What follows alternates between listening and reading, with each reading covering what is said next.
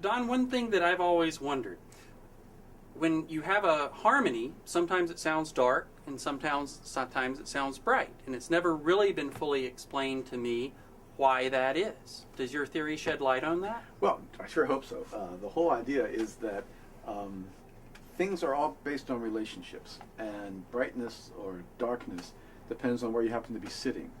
And if you're sitting in a place and you hear something that's sharper in the spectrum, it's going to sound bright.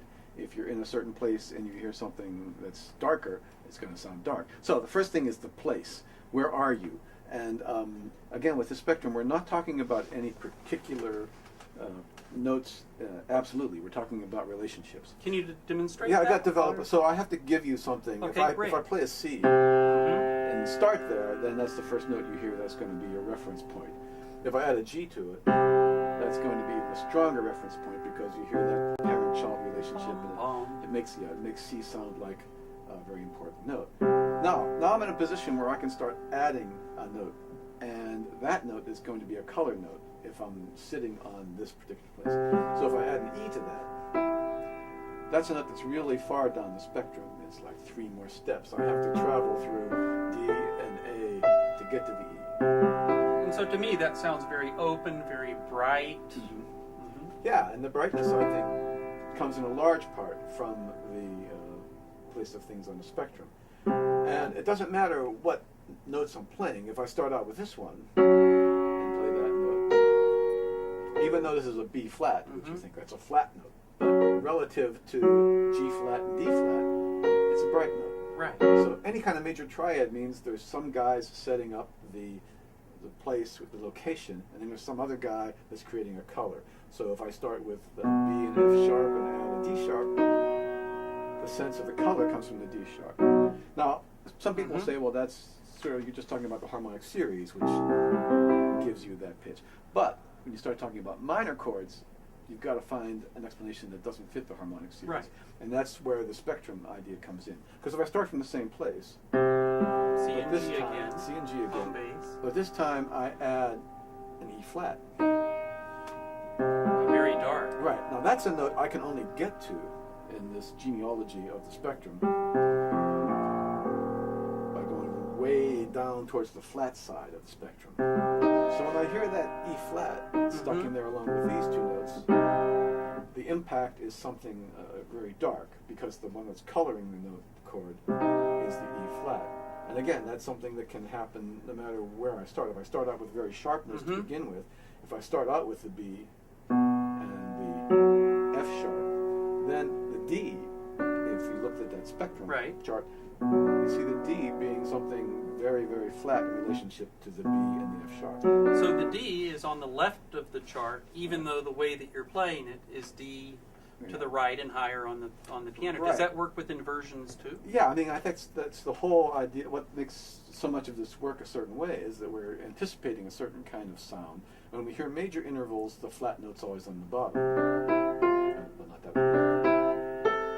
Those are all major intervals because the flattest note's on the bottom. But if I turn that around and play these notes down here, the flat note's on top, and they become minor intervals.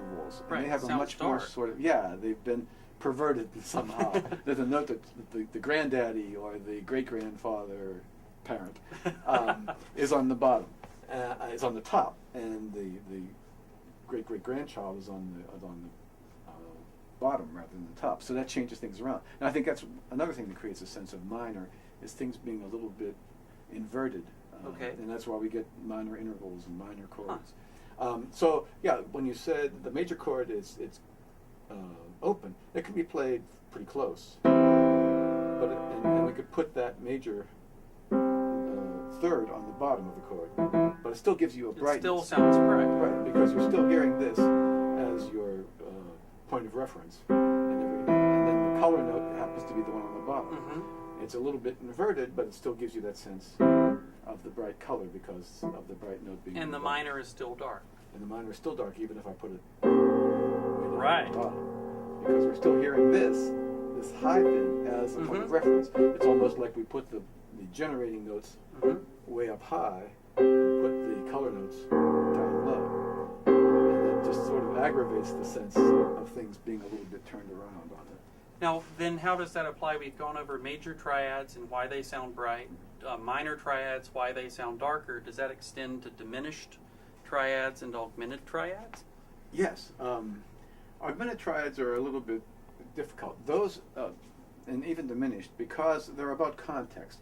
It's hard to say where things are on the flat, on the spectrum of fifths, until you have some context for it. So if I play a tritone, you don't really know whether it's a C in G flat or a C in F sharp. That's really ambiguous. You don't have that perfect fifth anymore. Right. It's only when we're in the context of, say, C minor, and if we hear lots of flat notes,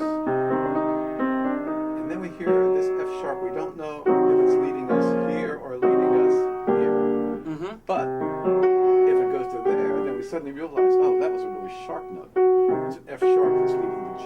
Right. And in that context, that note sounds very, very bright. Yes. But if I go this way, all of a sudden now it sounds like G flat. right, which Not becomes like a F very, sharp. very dark note. And yeah, it's augmented triads are maybe one of those things that are so difficult to hear. That's really so much context based that it's kind of hard to say, you know, what is the color of an augmented triad. Again, if it resolves that way, we can hear this note as being very bright. But if it resolves down, It's the context. yeah, in retrospect, which is a weird thing that goes on with musical psychology. But a lot of things are about how we interpret things psychoacoustically, and our memory and our sense of remembered sounds, and then responding to them after the fact. It's not phantom psychology. It really does exist. Everybody feels that. So. Great.